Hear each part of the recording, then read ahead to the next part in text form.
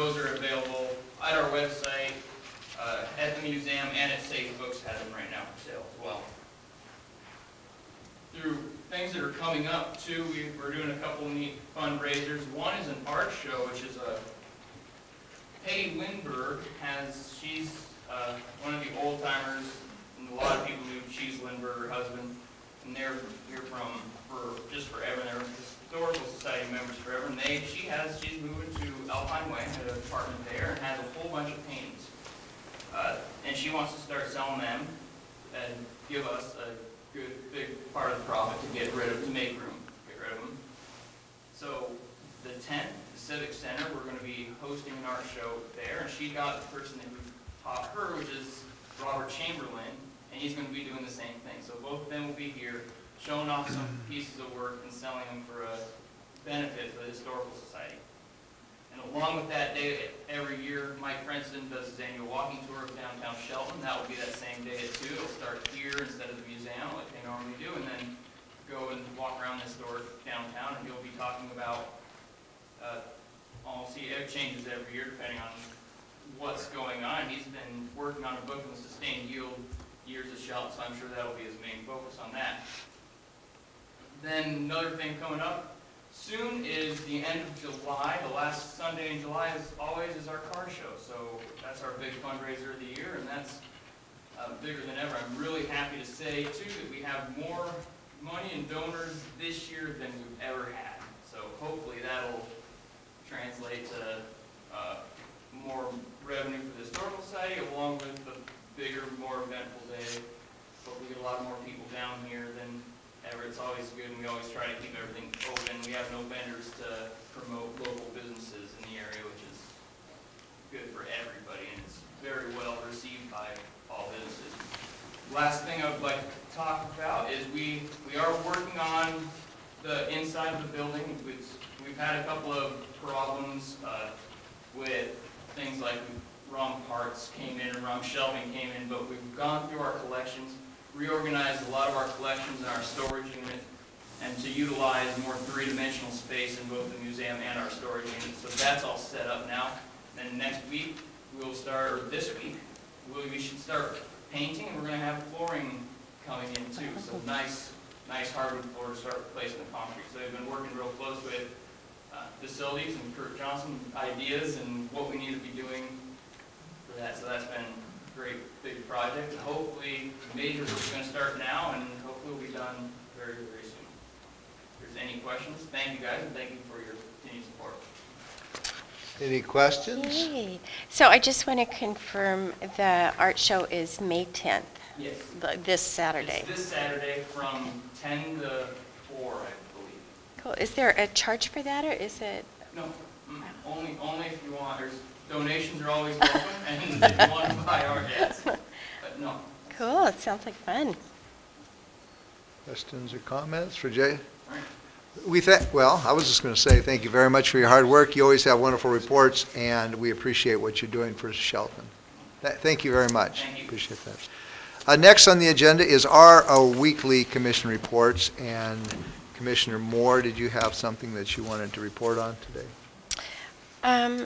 On Wednesday, I have a PRTPO planning meeting. In June, the group, it's Peninsula Regional Transportation Authority, and they are going to be doing a tour. Oh, okay. We got this thing, and this will help. You're speaking to both of them, actually. Okay, how's that? Anyway, in June, the Peninsula Regional Transportation Authority is doing their tour of Mason County, and so we're having a planning meeting for that, and that will be with Mason Transit and with the county and with the local tribes. Is that it? That's it. Very good. And Commissioner Olson? Tomorrow I have a law enforcement and firefighters disability board meeting, and then later on in the week I've been asked to meet with the Mason County Commissioners concerning a project of turning the old St. David's Rectory into a youth, what we want to call it yet, a youth drop-in center possibly. And then the last thing I want to report on is something that I worked on last year, and I'm pleased to announce that we received our first check from the county, and this is dollars that go to Shelton, the City of Shelton's Historic Preservation Board. I worked out a deal last year with them to get a little bit of a donation from them, so each quarter we'll be getting a check. This first check was for a little less than $500, and so over the year we expect between $1,500 and $2,000 to go to the City Preservation Board, and this will be a fund that the Preservation Board can use for, well, most notably for plaques for houses that are on the board and other possible grants to citizens to help preserve, homes and businesses in the city. And these will come before the commission. They'll come to us and with potential grants or whatever they feel like they may want to spend it on, signage, advertising, things like that. So I'm happy to say that we're finally getting some money into a zero budget balance for the Preservation Board. And that concludes my report. Very good. This week, on Thursday, I will be attending an Economic Development Council board meeting, and on Friday, I will be attending an Economic Development Council roundtable. And so that concludes our commission reports. Next on our agenda would be a general public comment period. We have two during the meeting, and this would be one opportunity for the public to give input to what we are doing for you in this commission, and so we welcome the public comment period. And so I'll just go down the list, and we have 3 minutes to speak for each and every person, and so you might hear this thing go off, and I'll say little things like, could you please wrap it up? And so anyway, we welcome your comments. First is Steve, and I won't try your last name, but if Steve would like to come. Yes. Oh, Steve, yes. Come up and speak. He wants to wait until item E. Well, there is items that we can speak about. If you have a specific item that you want to talk about on the agenda, then we could wait. If you're here to talk about a specific item, we can wait a little farther down. So I'll give people the opportunity. If you don't want to speak about a specific item, then maybe we would have general public comment here. So I can go to Barbara. Yes, well, it looks like Seaver? Severe. Yeah, just. All right, well, come on up, welcome. Well, thank you. I came to this meeting specifically because I'm concerned about some of the items on my bill from the city, and particularly those pertaining to water and sewer. And the storm drain system. Since the last 15 years I've lived here in the city up on Mountain View, I've been paying $12.10 a month for a hole in the ground, a 50-gallon barrel that contains nothing but some rocks and no dirt in there. But as soon as it rains, it fills up. I get to pay $12.10 a month because that's part of the water system in this town. And I object to that. There's no reason for it. But nobody in the city is interested in talking about that. It's just a charge. Then we come along a bit and we find out that we're going to get a 15% increase in the sewer system to pay for, I'm not sure what, because it certainly doesn't help there. Maybe we're adding stuff all over the county and we're paying for it in town. But we don't see anything in our area. Our streets are terrible up there, and they're pretty bad in town too. But no sidewalks. The kind of things that decorate the city, get people to come in and enjoy the city, but we don't seem to be interested in doing anything about it. I know we get the street sweeper to come down our street. For what?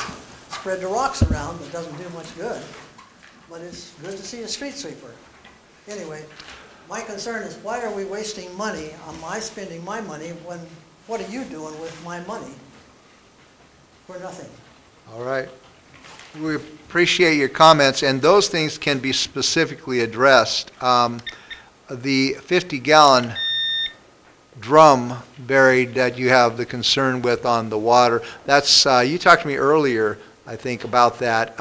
That's on the corner of 13 and Birch. So if maybe our Public Works Director could just make a little note of that. We'll take a look at it and see what we can do. Another one at 12th and Birch. 12th and Birch, and they both seem to fill up and then they just create the big puddles, right? Where did the water go? I had puddles at my house this week too. So we'll look into those things. Appreciate your comment. I like to comment a little bit on it if I could. You ask where the money for the sewer's going, where that's going. First of all, it's all staying in the city. None of it goes to the county. And we just built a $30 million plus brand new treatment plant for all the citizens in the city. So that's what you're helping pay for not only yourself now, but for our future residents, grandkids and kids that will be living here for the next however many years. You're also paying in your water bill, you're paying for what water we all use in the city. You're one of 10,000 residents, so we all have to share these costs, and they're spread equally amongst everybody, and you're getting for your money services that we all need to survive in the city on. That's true. They haven't been 15 years working on that new water treatment system that's now in place in the city. Right. So how long are you going to collect, and on beyond that, you're going to keep collecting? Probably for the rest of everybody's life that's in here, because it's a $30 million project, and we were made to do it by the state. Otherwise, we'd have zero growth in the community. So just to give you a little education and background on where that money goes, it all stays in the city. We're not paying for anything in the county. Yeah, that would be a true statement. All right, shall we move on with the public comment, and then we will, next is Ruth. Ruth, did you want to come up and talk for a little bit here? Yes, I'm just here to ditto what Barbara just said. Maybe you have spent $30 million putting in a new treatment plant, but how come for 15 years I've had to live on a corner at 13th and Birch that's flooded every time it rains? And nothing has ever been done about it, and there's not one person in the city that has cared about it when I've talked to them about it. Now, it's ridiculous. We spent $2,500 building up our front yard because when it rained, our front yard was flooded all the time from all the water coming up from these tanks. So don't tell me about your $30 million project. Get busy and fix the damn treats that are there. Put us on the sewer. Why aren't we on the sewer? Why weren't we hooked to the sewer? Why does this water run off into a barrel instead of into the sewer? We paid, what, $3,000 for the sewer system? And we're not even hooked to it except for when we flush our toilet? You know, don't come at me with this $30 million that we're paying for everybody that doesn't have a job and lives on welfare in this city and county. I know what we're paying for and where the money's coming from. Thank you very much, Ruth. That was Ruth on that one. And again, we live in a free society, and all these comments we can do, and maybe we can learn something from these. So, next, moving right along, is Ralph Aldrich. If you want to talk about a different issue, we'll do it a little bit later. And we have Marie LaRock. Do you want to come up and say something, or you want to talk? You can, if you wait a little bit, we'll be on that issue. I know you read the paper. Well, right now, I just heard what this lady said. Sure. And I have to say this much. I live right here in the city. Yes. And when they built the new school choice and up my street, and my husband was alive, and the man from the county was there, both of them with their hands in their jeans like this, standing, and he said, oh, hey, you're going to get flooded. And we didn't do anything. First rain we had, yes, I got flooded. And I drove my car just down the street, and they were waiting for me. They had everything there. And they came and they put a drain. And it went right down in. So I don't know what she's talking about, because that doesn't make sense. It worked for you. Yeah. All right. And as for this other, the whatever this water, I don't want my bill to go up. Yeah. Okay? Yeah. And if it does, I want double discount. All right. I like that one. All right. Sure, absolutely. You can announce to get people to talk into that mic when they're up there, so we've got their comments. Oh, yeah, and you should state your name for the record. I was getting caught up in the emotion. So forgive me for that. Forgive me for that. So we did have those, yeah, we have to talk right into the microphone or else we're not going to get your voice for the record. So, all right, a few more here. Mr. Davis, did you want to speak now or about a different issue? Item E, please, Mr. Mayor. Very good. And Kathy McDowell? E. Item E seems to be a popular subject, okay. That's all I had signed in at the moment. Tamara's got her hand up. Tamara, did you want to speak now? Yes, please. Come forward and state your name for the record. I have to remember to say that. Tamara Ingwaldson, and I'm speaking on behalf of your United Way of Mason County to invite everyone to participate in our 6th annual Day of Caring. The volunteer application forms can be downloaded off of our website at www.unitedwaymasonco.org. And we've already got over 17 projects ranging from all sorts of fun things from out in the Panhandle camp all the way down through Union and Hoodsport. I know there's a lot of things planning for the Shelton area. We have several projects going out towards Harstein, a chance to play, well, you can't play with them, darn it, but maybe you get to peek at them and see the big cats and do some things out at the Wild Fellet Center, as well as several gardening projects down going into the Belfair area. So our goal is to have 300 volunteers this year, and we'd like to invite everyone to participate. And again, you can get the application at www.unitedwaymasonco.org. And the date of the date that you... June 17th is our 6th annual Day of Caring. And if you need to make arrangements for our special set-aside day of the Saturday, that would be June 14th. All right. Okay, okay. Thank Is you. that it? Yep. And Thank you need me to very sign much. Appreciate your input. We're just moving along there. So that's all I had signed up at the moment. Okay, yes, we can go to E here in a little bit. Let's move out of this section and on into our consent agenda. And my fellow commissioners had ample time to review the material in your consent agenda. Yes. They always have, we always have. So could we please have a reading of the consent agenda? Leslie Ann? Consent agenda, vouchers numbered 83281 through 83359 in the amount of $240,538.58. Commission meeting minutes from business meeting of April 21st, 2014, study session of April 25th, 2014, and study session of April 28th, 2014. Yes, and is there a motion to approve the consent agenda? I move we approve the consent agenda. I second that motion. There's a motion and a second to approve the consent agenda. Are there any further discussion? I will say that I read a few little mistakes in the draft copy. I went to Leslie Ann's desk today, and she informed me she had already caught them, already corrected them, and that it was a done deal. And so I was reading, and a couple little things were not quite right, and she fixed them right up, and everything was kosher with me. So there's a motion and a second. All those in favor signify by saying aye. Aye. Opposed? The consent agenda passes, and that brings us to old business, item number E.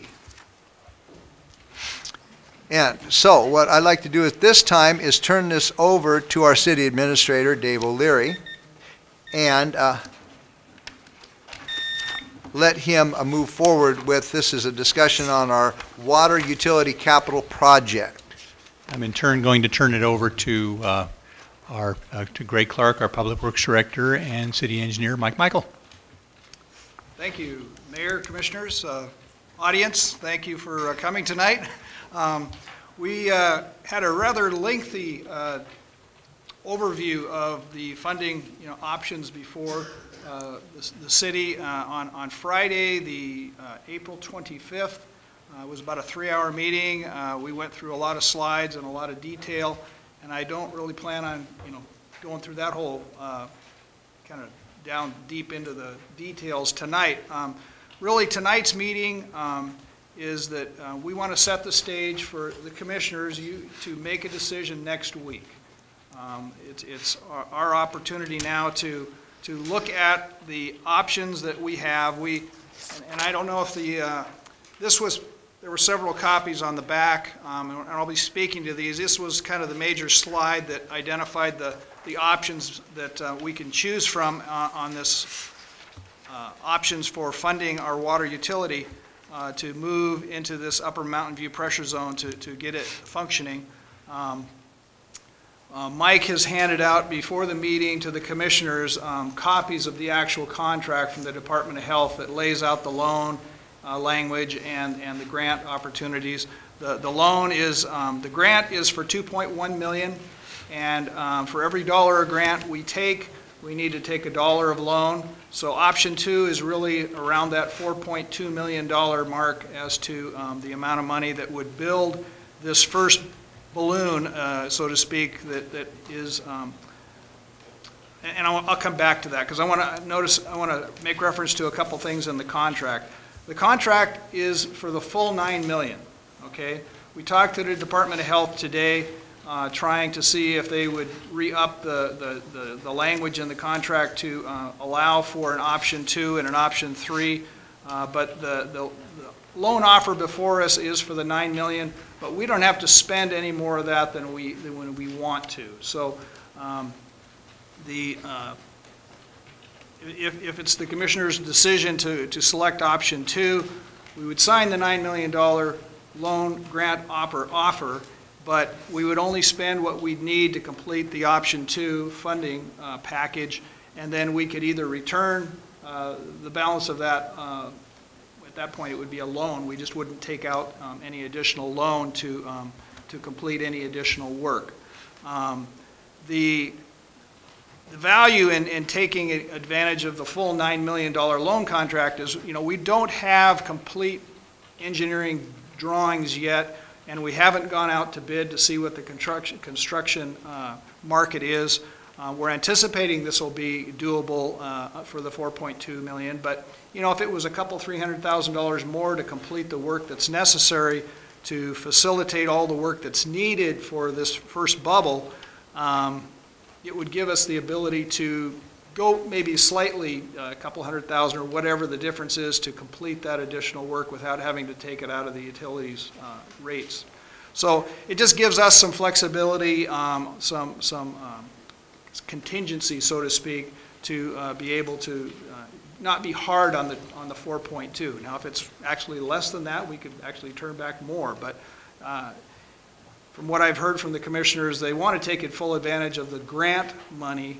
So if we take full advantage the $2.1 million of grant, we would take $2.1 million of loan and build as much as we could. So that's just one point I wanted to make. The signing of the $9 million, again, doesn't obligate us to spend all of the money. It's just a contract up to a maximum amount of the full $9 million. And so I want to come back now to these, what we call our cartoons or our bubbles here. The upper bubble that is shown here is the option 2. That completes a cluster of separate elements that make up a full package that will work. It's kind of like you can't take just one or two of these and it's like a car. You can't just buy the seat and the motor. You need the whole car in order for it to function. And so all of these related items, the PRV station, the new storage tanks, the upgrades to well 3, the new pumps and controls necessary at that facility, along with about 3,000 lineal feet of water line, will facilitate the functioning of the first facet of the Upper Mountain View Pressure Zone project that will complete our commitment to Washington State Patrol in getting them pressure and storage for fire flows and that. And so that is really the first element of the Upper Mountain View Pressure Zone. Now the second piece to this, which is completely separate, that we talked at length about at the study session, is we have a need to provide additional storage in the Angleside pressure zone. And that storage actually exists. It's just that the tank up there, once the level of the tank comes down below about 70%, we use 30% of the water in the tank, all of a sudden the pressures fall below the industry standards to provide for health and safety and protection and primarily for fire flow. So that we have a booster station that is actually to be paid for by the bond funding that was approved last year. And so that project actually is completely paid for by the bond funding, the water bond funding. But this funding in the package before us today for Upper Mountain View is from this Department of Health loan grant opportunity. Now, option 3 goes one step further, and that's this second bubble down here. And well, before I leave option 2, the schedule for that work to be completed, we've actually been in design, and it's on track so that by midsummer of this year, we would be able to put that on the street for bids, get some contractors to bid on it, and by probably middle fall time frame, late fall, we would actually be under construction on that, and that would carry on into probably for about a year, so it would be probably completed fall of 15 on that first set of documents that would go out. Now, the second bubble, like I say, option 3 carries the mission of getting the Upper Mountain View pressure zone a little further along. What it does is it would allow us to take full advantage of the full $9 million that would do a lot of good work for the city to allow a lot of different things to happen up there. We'd be actually making some significant upgrades to well 1. We'd have an in-ground tank storage reservoir up there that would provide for a lot more fire flow and a lot more economic development and growth in that area. There's some treatment for some of the sulfur dioxide contained in that particular well. It would improve on that. It also includes a booster pump station and an additional amount of water main, and probably would complete the second tank that would be a complement to what the first tank that would be built under option 2. So all that additional work kind of is needed in its totality, so to speak, in order to make that system function. And that's what we presented as option 3. And it pretty much, we're hoping, can be done for this full $9 million. There's a lot of work there, but we're hoping for good bids. And as we put the bid package together for the second bid package, we would be putting some alternates in there so we could hone in on our ability to do as much as we can.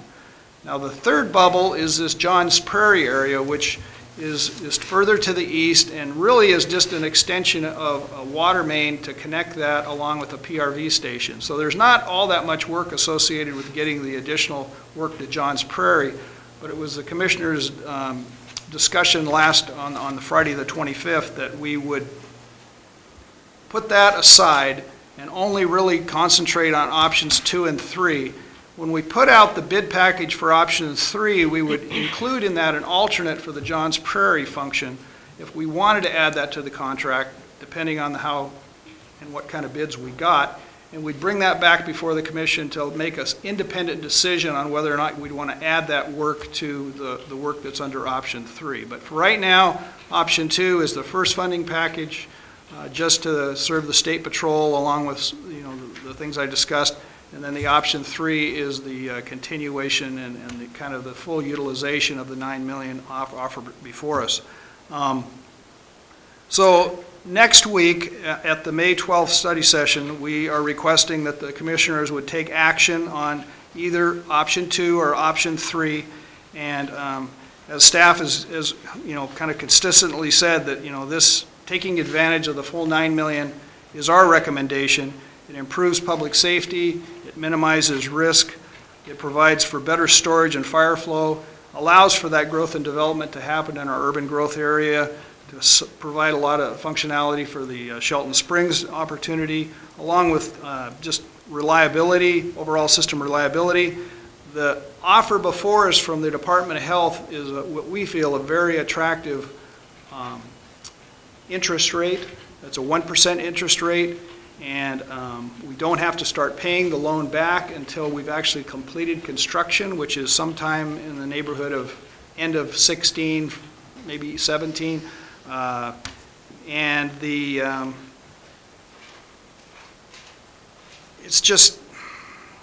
it provides for sustainability of consistent rate increases, which, kind of a side note, we will be talking specifically about a rate increase to facilitate this work as a separate topic, and there's actually going to be a public hearing associated with that. But the rates that we have in the model that we presented really start in 2016 at 4%, and would be a 4% rate increase each year for the duration of the projects. And so that is a sustainable, predictable rate increase, and we'll talk more about that certainly at the public hearing. But that's kind of the overview in short of what we have before you tonight to just set the stage for the vote next week. We're anxious to hear what the people are interested in here. And there's a third part to this which is actually tied to the Angleside project, and that is that we, Mike, why don't you speak to the EFI contract that also needs to move forward? Greg, let me just add one more thing before you're done. And I think you said it, maybe you didn't. I believe the plan for option 3, assuming the commissioners decided for that one, I think you'd be under construction sometime in 2015. That's the plan to do that. So, yes. So we need a decision so you can start staging these things one way or the other. Exactly. Okay. Correct. We're completing design on that work right now, and should the commission elect to move forward, we'd be in a position late fall probably to advertise that work for an early construction season start next year, probably running through the 2016 construction season. So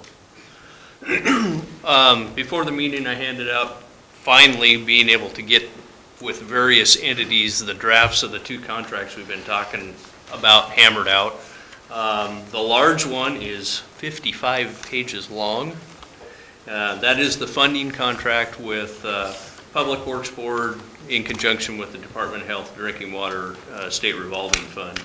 The meat and potatoes of the contract really is the first 6 pages. That's the details about what we're accepting for funding, what the maximum scope of work, and remember that we don't have to do everything that's in the scope of work, but we have to do enough to meet the goal and intent of our grant application. And primarily they're looking at our commitment to state patrol as part of it, but really we're looking at taking 3 private, or not private, 3 small water systems offline and hooking those up. That's state patrol, the small industrial commercial development adjacent to the Mason County Public Works facilities there, owned by Doug Bloom. Community Action Council has their facilities there, and then the county's small water system that they're currently on. So option 2 meets that goal by providing the new tanks, the pressure, the system activation in that portion of the Upper Mountain View Zone. The remaining 49 pages of this document really are standard contract language that we carry through the use of the DOT specs, federal contracting requirements. There's also some standard language that we typically are used to through our accounting practices, as well as other federal funding that we historically have used. Not a lot of things have changed in here. There are 2 items that I did find that are a little bit different.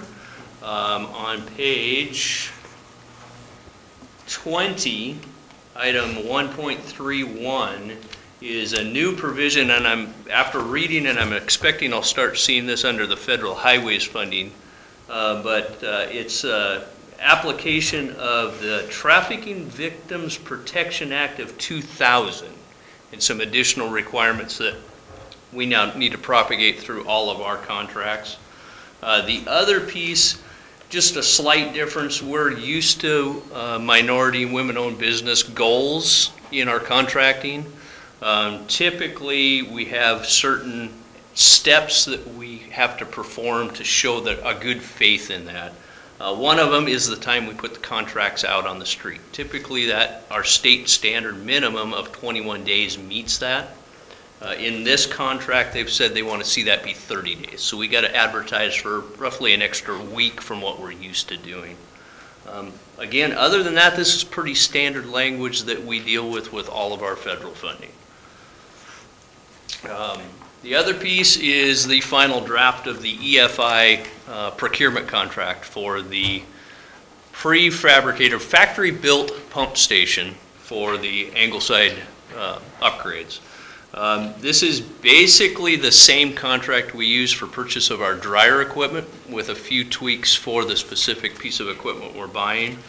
In particular, in this one, the biggest change really is we have some, I think it was indemnity language that WCIA recently changed on us, so that's the biggest difference in general terms that are in here. You'll see that things like the scope of service and the duration, delivery schedule, those are specific to the piece of equipment we're looking at. But if you were to go back to our dryer, this is essentially the same contract we use for procuring that piece of equipment.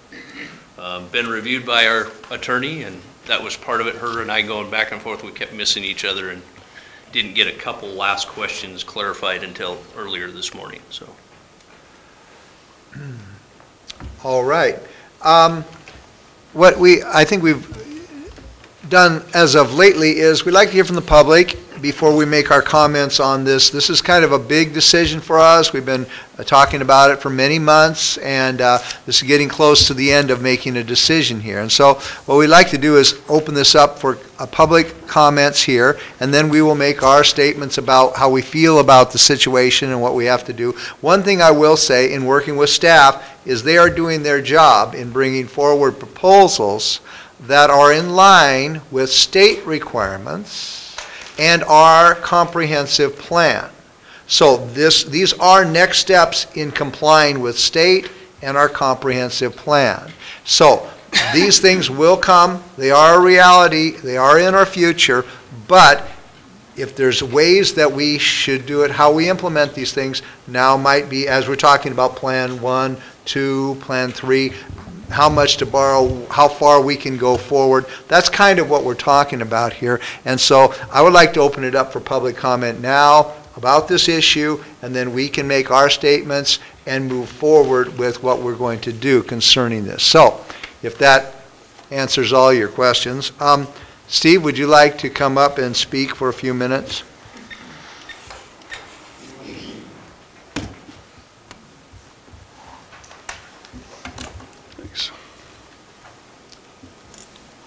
Hi. It's okay. Steve Andruski, representing the Shelton Mason County Chamber. And Heidi apologizes for not being here. She has another obligation. She asked if I would stand in her stead. I'm going to read this, and I hope it isn't too boring. So, on May 5th, to the City of Shelton, Mike Olson, Mayor Krantz, and Tracy Moore, thank you for taking the time to meet with the Chamber representatives over the past couple of months to discuss our concerns regarding the proposed options for improvements to the city's water system infrastructure. As we stated in the letter sent to you in February, we believe option 2 represents a physically responsible path for infrastructure maintenance and improvements. I could read this easier when I'm not nervous. That's our lesson. So we recognize something needs to be done, and option 2 completes the requirements with a $2.4 million loan, a debt load that we acknowledge is needed to meet our obligations when it comes to infrastructure. As we have said before, we agree that doing nothing is not an option. We remain very concerned about the possibility that the Commission will adopt option 3. We believe strongly that this decision will negatively affect the potential economic progress in Shelton, and we send a message to future investors, and we will send a message to future investors that city policy makers do not recognize the fragile state of our economy. As an initial note, we would like to point out that while we have seen the projected costs to residential taxpayers for option 3 $25 annually, we have not received any solid cost projections for non-residential. Our members and the business community at large deserve for this information to be reviewed prior to any vote being taken. Over the past several weeks, we have heard arguments for option 3, including the availability of low-interest financing, and also the argument that we would be out of luck if we need the capacity option 3 provides, because these financing mechanisms surely will not be available. There are several problems with these arguments. First, we do not believe the state will simply leave cities and counties to fend for themselves. While the Public Works Assistance account is always in danger of being swept in bad budget years, we are aware that of no percent or proof for the argument that it will simply disappear as a low-interest resource. Next, and perhaps the most despairing aspect of the decision, concerns the population assumption being used to justify option 3. The justification for option 3 is based on a population assumption that is outdated and flawed. The city's comprehensive plan predicts an increase of 10,700 in the Shelton UGA by 2025. This plan indicates that this projection is based on what the future looked like in 2006. We believe the city's future looks different than it did in 2006, and these population assumptions need to be revisited. In the past 20 years, the city's population has grown by less than 2,000. It seems somewhat ridiculous that any policy decision would be made on the presumption that the population would double in the next 10 years. We understand that you are planning to vote on this issue in the upcoming weeks. We respectfully reiterate our request that you choose option 2 for near-term water infrastructure improvements. Sincerely, Heidi McClutchin, Executive Director, Chamber. Thank you, Steve. I did allow you to finish that last paragraph. And I have to leave. I would stay for the rest of the meeting, but I have another obligation. Thank you. All right. Thank you very much. Appreciate it. All right. Next is Ralph Aldrich.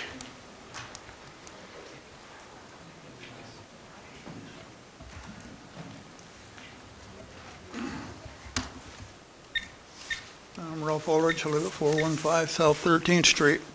And just curiosity, how much do we already owe for all the work that's already been done on all these sewer projects? Currently, I believe the city is $56 million in debt. Already? We are for the sewage treatment plant and all the basin projects. That's what I believe. Okay, well, I looked at my water bill today. I'm just a little short of being 4 times more going out than it is coming in. And if you can borrow $9 million, I just wonder what, how these rates are going to go. Like Steve said, you're projecting people coming in that might not come in. This happened out at Belfair, I believe. All this projection about building, and then it didn't happen. Now when people are getting the shaft, I've also heard rumblings we might get stuck with some of that. And if you noticed or not, but a gallon of gas was almost $4. It's not even more Memorial Day. I mean, this water bill going up would be fine if that's the only bill we had. But every time you turn around anymore, you want to do anything, you got a hand out, palm up in your face. Everything costs, and it's getting more and more. We pay more and more, and we get less and less. So I think you really ought to consider a $9 million. This doesn't sound realistic to me. Thank you. Appreciate your comments. Thank you very much. Next is Mr. Tom Davis.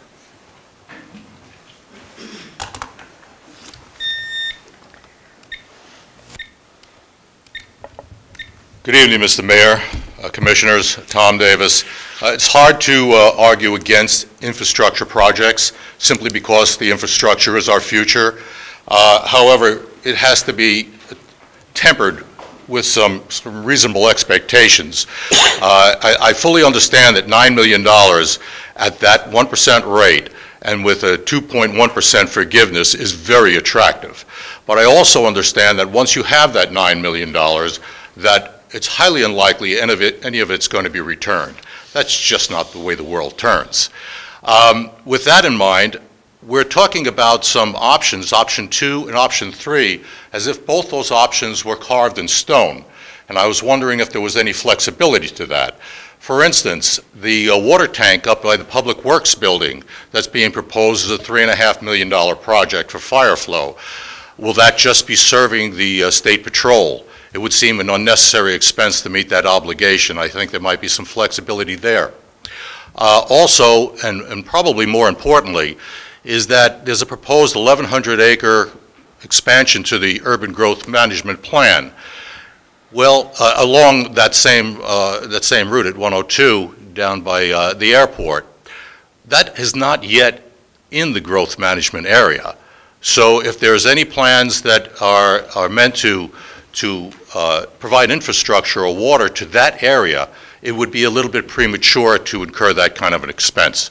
So I would say that, yes, maybe you do want to take the full $9 million, but maybe you also want to pare back a little bit to a more timely schedule for some of the proposals that are being presented here, and that someone needs to ride very hard rein on that money as it's allocated separately for each phase of the projects, and that each phase of the project becomes an independent decision by this board, and that the money's not used is returned, so we incur the least amount of debt as possible.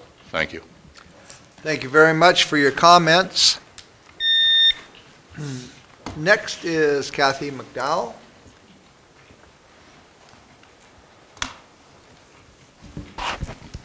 Kathy McDowell, 326 South 5th Street. Thank you, Mike and Gary and Tracy tonight. And I'm going to be really short and sweet, and I'm going to get right to the point. I'm troubled. We as a city cannot afford to borrow $7 million. Simple. We're already millions and millions of dollars in debt, and this is on the backs of the ratepayers. I'm a ratepayer. You're a ratepayer, Tracy's a ratepayer, Gary's a ratepayer. There are many in our city that are struggling to make their utility payments each month. I am. There are people looking to move into the city, but when they look at the rates, they turn and run and go to the county. There is no need to borrow $7 million. Let's borrow the $2.1 million, use the $2.1 million grant, and let's get our work done that we need to get done right now. Let's stick to it. Thank you. Thank you for your comments. Next is someone named Fred. If that's okay, I would try to pronounce your last name, but we're a small community. We can sometimes Mr. Mayor, go that way. Thank Commissioners, you know, for years I bragged on the water in Mason County, or in Shelton rather. It was probably the best water we ever had any place. Today, I say yuck to the water we have here. It's terrible, and it would only take a third grade kid to fix the problem. And that's cut the ladders off of those tanks so they couldn't get up there to mess them up. They have lift trucks that put men up there. Maybe you've never seen one, but they do have them. Also, our water and sewage bill is terrible. And why are we going out into the county, doing work in the county, when the work needs to be done in the city? Yes. You know, that's what I can't figure out. Is the county paying any of this? If they take our water, they pay. Yeah, but then are they paying for any of the work that's being done? No, we don't need to spend $9 million for this. And you have a budget to take care of your house. I have a budget to take care of ours. And with our water bill and sewage bill, it's tremendous. $149, that's crazy. I shut the water off in the wintertime and the sewage till I can go down to California. We paid our bill. When they come back, I had my son turn the water on. They said, well, they can't turn their water on. Why? Well, they owe $35. We paid the last bill. They never sent, for 6 months, they never sent us a bill. And they had our address. Now we come back, and where'd our bill go? Didn't come? Where'd they get the address? It went to Pahrump, Nevada. You know, something's wrong. But I hope you people don't spend $9 million for something we don't need. Thank you. Thank you very much for your comments, Fred. Appreciate it. All right, moving right along. Oh, Tamara already talked. I don't think she wants to talk again. And if there's anybody else, this is your opportunity to speak to this commission concerning this issue. I would like to say one more thing. You know what? Come on up, and can we do it within like a minute or so? Seems like we already... 10 seconds. We can do 10 seconds on this, I think. We just got a 15% raise in our sewer bill. I didn't get a 15% raise in my Social Security.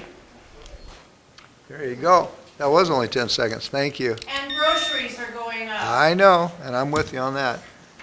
All right, anybody else would like to speak? This is your opportunity. Would you like to speak for a little bit more? One more thing. All right. About all this $9 million, and, you know, we can borrow all this because we don't have to worry about paying it back for X number of years. We're working in a deficit to begin with. Now we want to add more deficit. We can't pay it. I don't know about you, but I know I can't work that way. If I owe $9 million, no, a little less than that. If I have a bill, I got to pay it. I got to live on, I don't have to pay it for 3 years or 5 years down the road. It's got to be now. We need to be able to pay our bills, and all that stuff is just dream work. It may work for you, but it sure can't work for our little community. And assuming that maybe people will come here, well, I've got to have a lot more improvements before they're going to come. So putting all this water stuff in, that's not going to attract them. Get everything else fixed up first. Thank you very much for your comments. Okay, if there's anybody else, this is your opportunity. If not, you're going to do like a little rebuttal, just 10 seconds? Yeah. Okay, come right up to that mic. You're signed in. Marie. Well, something just came up to me. For 11 years, my husband and I traveled, and we shut off our water, okay? And I called the water and told them, and then also the garbage cans were all put in by the garage, so there was nothing outside. So I was, and in those days, we had 2 bills. You had a water bill and a garbage bill. Now they're together, I think. It doesn't make sense to me now that I'm thinking about this. The water is very reasonable on my bill. That's only $10 or $11 because I'm alone. You know, who takes a bath? Who cares? You know. And then the garbage, that's what's so expensive is all this other list. Thank you. So I'm confused. Thank you very much. I'm confused. Well, okay, well, we're going to get the answer in the mail to you, Marie. All right, that's it. I appreciate your comments, and because we are making this decision, we're going to be moving forward on this, and that's why we have the public comment period. So I would invite my fellow commissioners, if they have any comments or questions concerning the options that have been presented to us by our staff, and so this is our opportunity to say anything if we would like to. The one thing that I think has been missed as part of this conversation is that it isn't a case of our rates won't go up if we don't do the improvements. Our rates are going to go up anyway. And so this is what we're trying to do is make the most reasonable decision and make the most difference for the money that we do spend. And we have, we will be doing the projects in phases, and we will be approving each phase of the projects. So it won't be like a free rein, we have a big checkbook, we're going to write the checks. We will be as responsible as we can be, and also judging by the current needs as time goes along, what is the most important thing to focus on. The 1% guaranteed loan is huge, and the fact that there is not a penalty for taking that agreement and then not using the money if our growth doesn't keep up with what we are projecting. So that, I hope everyone understands that. And I would also invite you to watch online the 2-hour meeting that we had last Friday. It will answer many, many more of the questions that we've covered here tonight and some of the questions that you're raising. All right. Thank you, Commissioner Moore. Commissioner Olson, I think you and I have loud enough voices it almost carries without this extra. More than likely. First of all, my first comment, I wish Steve would have stuck around. I'm kind of disturbed that the chamber would approach it like that and basically accuse the city commissioners of not caring about future economic growth. I think that's a pretty bad statement to start off with. We support the chamber, we support economic growth. That's our main mission, I believe, besides offering services to the community, water being one of them. We're mandated by the state to have a comprehensive plan. All these projects are mandated that we have to perform them, whether we do it now or we wait till the last year of our comprehensive growth plan management. So our staff has prepared a process to do this and identified the project costs. If we don't do these things, we could end up, as everybody remembers a few years back, like with the treatment plant, the sewage treatment plant. We were told by the state, either you do this or you will not be issued, you cannot issue any more building permits. This happened in 2007 and 8 when the economy was doing great and we were poised for some large growth. Peacock Hills was one of them. Shelton Hills has always been on that path too. So imagine where we'd be right now or then if we wouldn't have borrowed the money to upgrade our treatment plant that we're all now paying for. We would have had no economic growth. So now we're faced with the same position possibly in our water rates, that if we don't do these things, one, we're not meeting the minimum fire flows for state standards. On Mountain View, for instance, if a fire broke out there that was a major fire, we would not have enough pressure to fight it. So we're trying to, take care of the safety and health of the community in one of these aspects. The other is economic development. We need this to continue our economic development path for things like Shelton Hills. Right now, we're incapable of supplying Shelton Hills. We all want that. We voted on that. The community wants that. If you want it, you have to develop it. You have to pay for it. I bring back to the sewer thing again in that this parallels right alongside it. For years, we never raised rates. I've been here 30 years. I never remember the rates going up very much at all. We didn't plan for the future. When all of a sudden we were forced to do it, then rates spike, as we've just seen in the last year or two. Because we never planned for it, then we were forced to do it. We had to borrow an enormous amount of money. So now we have a state-of-the-art plant that we can, we're ready for anybody, anything commercial, residential, or industrial to come to the city because of this. Now we need to do the same thing with the water. If we don't do this with the water, we're going to be in the same position as we were before the sewer rate thing happened. On the financial side of it, I've borrowed money in the past. I've built houses and stuff like that. And whenever you're faced with a situation where you need money, buy a car, buy a house, whatever it is, anybody with common sense does the same thing as the city's doing. You look at your need. You identify the need, how much you need to borrow. Then you go out and you look for the best deal possible. 1% is probably as good a deal as possible as we're going to find. You also look at how you're going to pay it back. We have a sustainable utility fund in our water system that everybody talks about adding this debt to the city. Well, yeah, it's debt to the city, but it's a separate utility fund that manages itself and pays for itself. The water rate you pay goes to pay this loan back. It's not spread out for police or anything else. So I think it's important to identify that separate utility. You know, it's self-sustaining with the rates.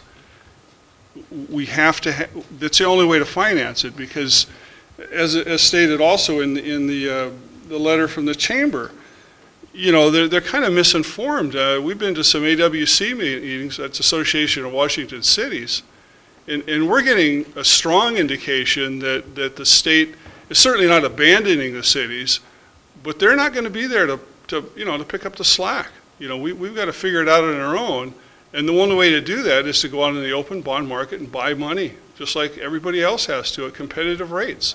We're not going to find 1% out there. We're not going to find 2% out there. Best guess is 3 to 5%. So by doing this now, we're actually saving the city and the residents $7 or $8 million in interest over this long haul. And that to me is huge when you go to borrow money. I always look at, well, it's going to cost me this much, but if I pay it back sooner, I'm getting it cheaper. So I think there's more to look at than just, you know, I mean, we're all ratepayers. We all have children. We all have grandchildren. You know, do we want to saddle that with them? 30 years from now, I'm not going to be here more than likely.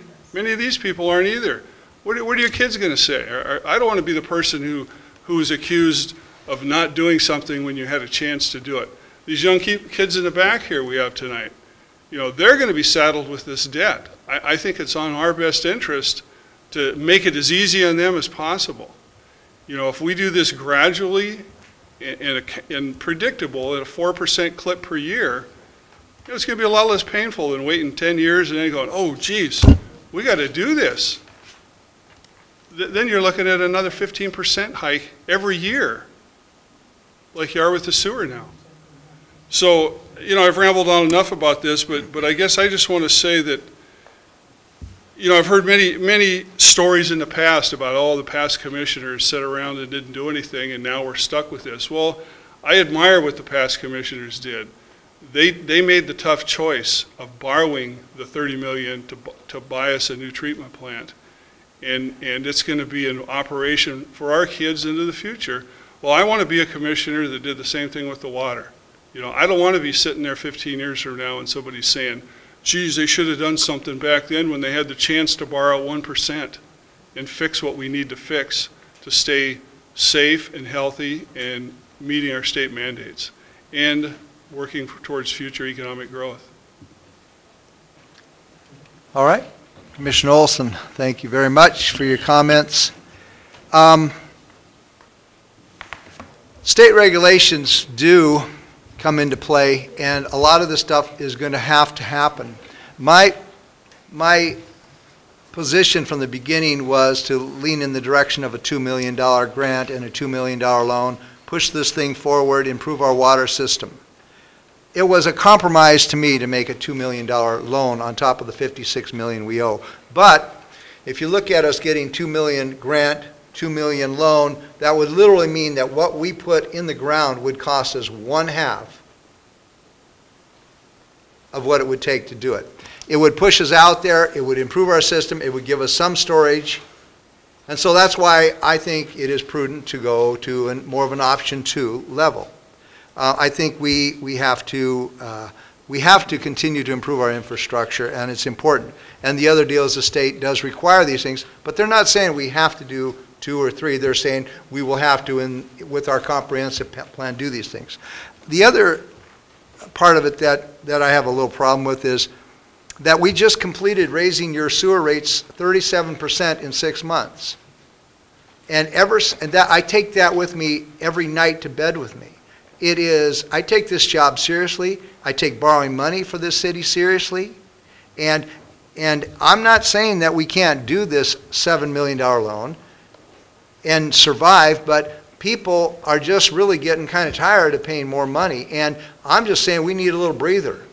We just like I said, we just finished this 37% increase on sewer rates, which we had to do.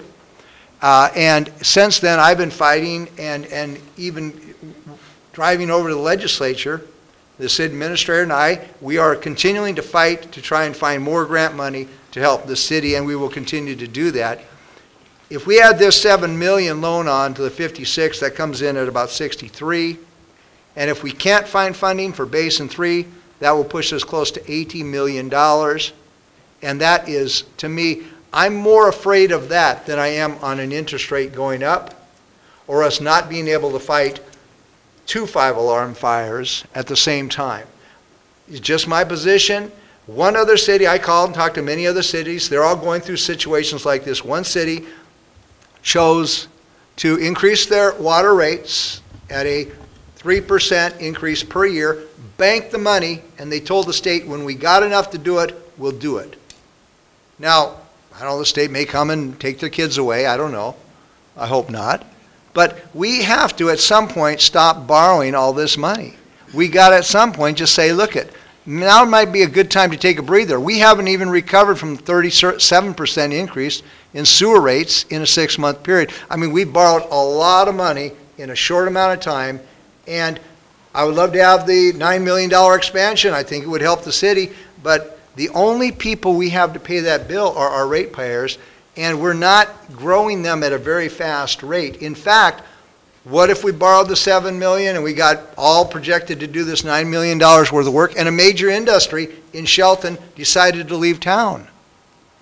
I mean, folks, you know, unfortunately, I think it's a positive thing to look at the future realistically. And in the past 5 years, we've had like 0 growth. I am hoping, along with every other person in the city, that we start doing something and things happen. But the idea that if we build it, they will come, we've been doing it for 5 years plus, and they ain't got here yet.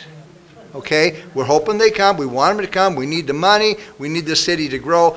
A prudent thing to do would be to go to that option 2 level, the $2 million. And I've been saying it. I've stood on a little soapbox. I did everything I could do.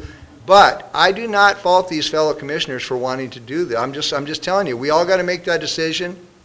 And it has a lot of merits to go that $7 million loan. There's a lot of merits to it. Unfortunately, in my gut, I don't want to borrow any more money. And I represent the people. I don't work for the state. I don't work for this city staff.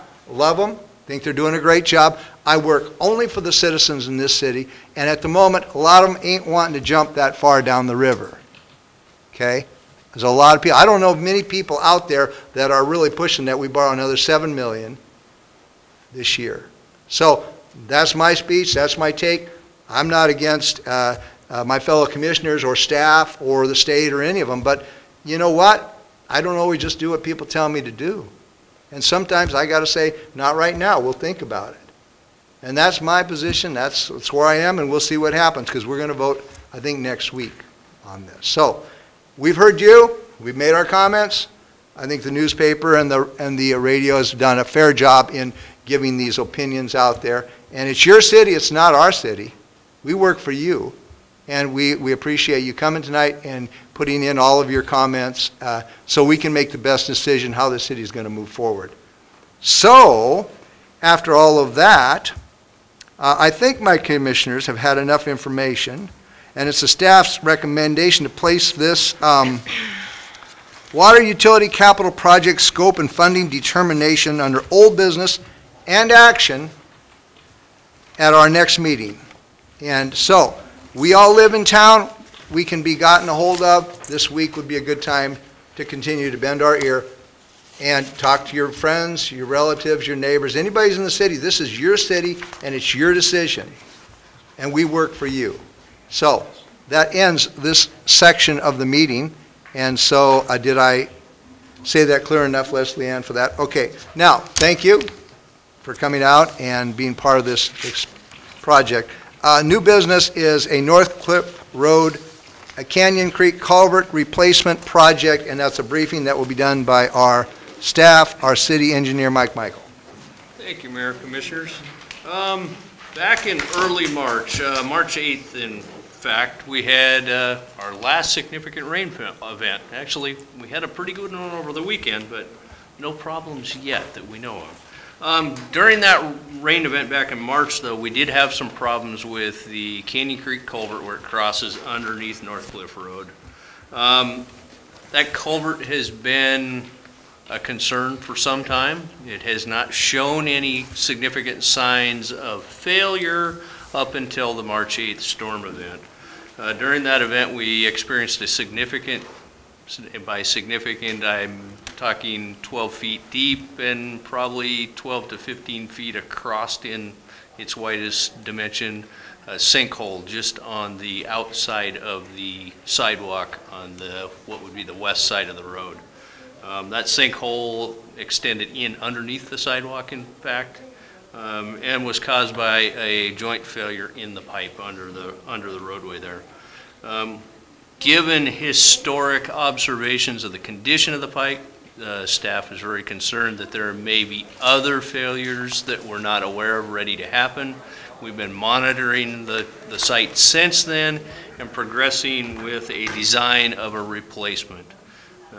Be honest, we expected this replacement would be in process by now. However, Fish and Wildlife permitting requirements kind of threw us a little monkey wrench and delayed the project. We have worked through that. We have an agreement with Fish and Wildlife on an acceptable design both for them as well as us, and are moving that forward. In fact, it was released to the 3 contractors that are interested last Thursday, and they are currently working on bids. This was an unbudgeted, unforeseen action, and so this evening we're coming back to the commission to actually authorize an official capital project in the stormwater facility or stormwater fund and authorize the budget for it. Attached to the briefing tonight is the typical capital budget worksheet that we prepare as part of our normal budget process. We have some reasonably conservative numbers in there based on where we're at. In particular, our administrative charges are on the higher end because we don't know for sure if we're going to run into any issues either with a contractor or in the field with the project itself, so we're being conservative there.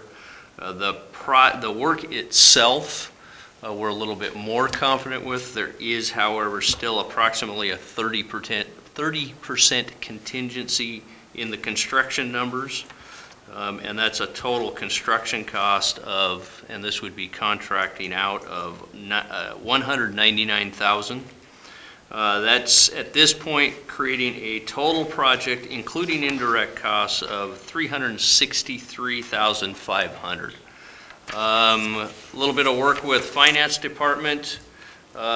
We have done a review of the storm drainage fund and conservatively can see about $340,000 of capacity for new expenditures in there. The downside of that is that pretty much would eliminate our ability to fund the interfund loan that was previously discussed between storm drainage and sewer, if that does still need to be done. The other piece we looked at there is there are a couple other potentials for that, and most potential there would be either water and or the EM&R fund to cover that shortfall of sewer if it does become necessary. We believe the overall cost estimate that we've provided to date is somewhere in the range of 15% below to maybe as high as 5% above within the best information we have at this time, and we'll know more when the bids come in 2 weeks. We'll be able to start pinning that down a little bit more. At this point, we're basically recommending and asking the commission to approve the new capital project for the storm drainage fund, the associated budget modification, and authorize the city administrator to make those necessary budget modifications and to place this action on the consent agenda for next Monday. Yes, our city administrator has something he wants to add. Yeah, just one bit of information that it's fairly new, so Mike may not have heard. Thanks to our wonderful work of Kathy Byerly, it looks like she has worked with USDA and lowered the annual contribution rates that we needed to make into the sewer fund by a little over $100,000 a year. And so it looks like we won't need to borrow money from the stormwater fund in order to be able to keep the sewer fund whole. So that frees up resources that you otherwise wouldn't have had. I did know that was a possibility, but didn't know that it had actually come through finally, so. Well, I think we may need the letters to come through, but I think it's verbally it's a done deal. So, and we'll report back in if there's problems.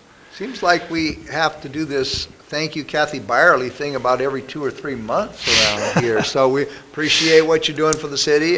Kathy, as many of you may not know, but she is what is her proper title? She's Finance Director. Finance Director. Anyway, and she's sitting right over there. That's her. So, any questions or comments? Yes, Mr. Just Clark. one piece of news for the people that are here that drive on North Cliff there. Our hope is to get the work, we're going to have to shut the road down, obviously, to replace this culvert, but it's our plan to actually only have the road closed for about 48 hours. The contractors we've talked to, they feel they can get that road or that culvert replaced and operational for at least a gravel crossing within 48 hours. And of course, the other work will continue on a little bit longer than that, but that's encouraging to know we can get it done in a couple days, so that because we don't have that many north-south corridors, so that's important that we get that open. Very good. Any questions or comments? I was really unhappy, of course, that we have to do this emergency repair up there, but I was also glad to find out that this is part of a larger project that is planned. So it's just working kind of backwards for that specific piece of it. So this was going to be something that was taken care of in the Canyon Creek stormwater plan anyway. So at least there's that, but thank you. And just on that note, just to be clear, the changes that Fish and Wildlife have required don't change the final plan. It's different than what we thought, but effectively when we get the other pieces completed in a few years, it will have the same final outcome that we originally anticipated out of the area plan. So you're essentially wiping out the stormwater fund for this project? If the prices come in on the higher end, then yeah, that's not all of the reserves in there. When Kathy and I looked at the numbers, we took a conservative holdback for cash flow purposes. So there is some money in that estimate left for cash flow purposes. But yeah, our capital reserves will be pretty much wiped out at that point. So maybe this would be a question for Kathy. How fast does that build up?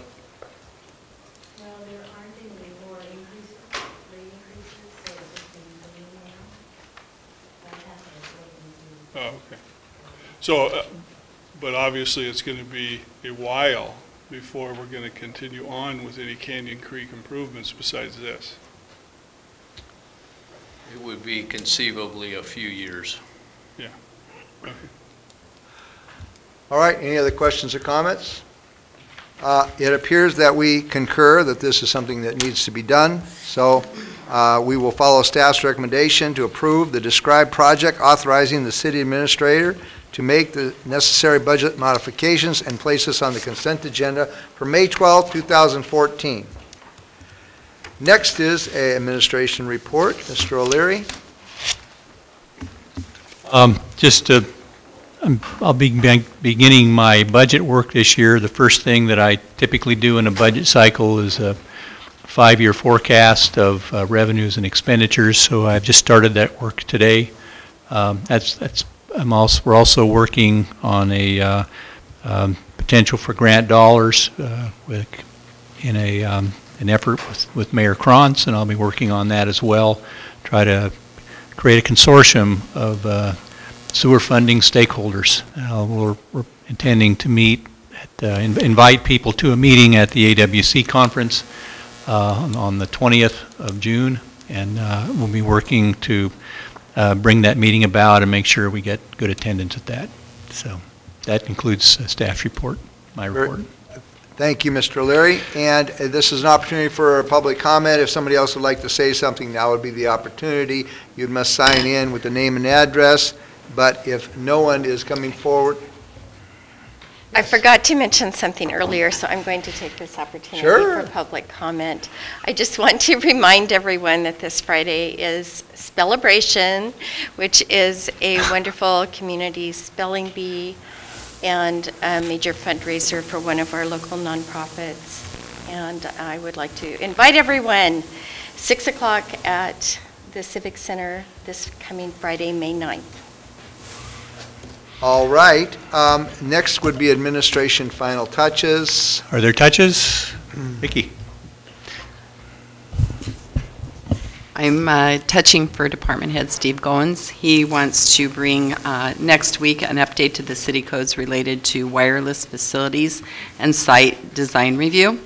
And he will briefing those items along with an amendment to the Shelton Municipal Code 2.36 and the Plan Unit Development Regulations.